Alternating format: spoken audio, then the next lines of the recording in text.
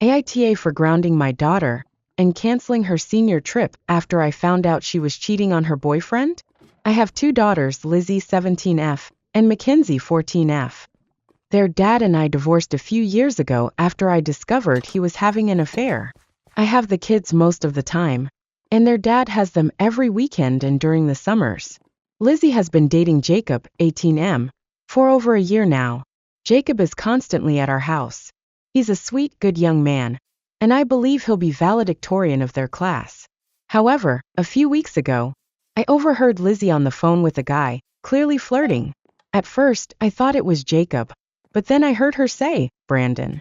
I realized she was talking to someone else.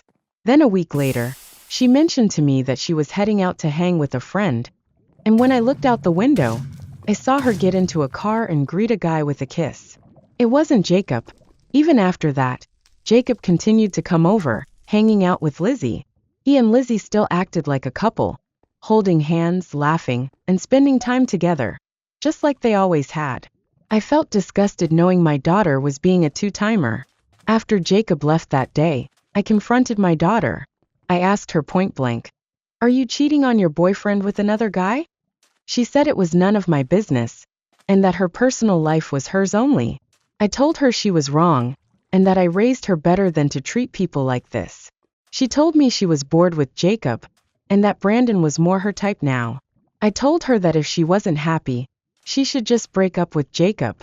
She said she didn't know if she wanted to be with Brandon, or if she was just having fun flirting and teasing. I told her cheating was unacceptable and wrong, and as a consequence I grounded her. I also told her she wasn't allowed to go on her senior trip with her friends. She obviously did not take that too well, and has been at her dad's place for the last couple of days.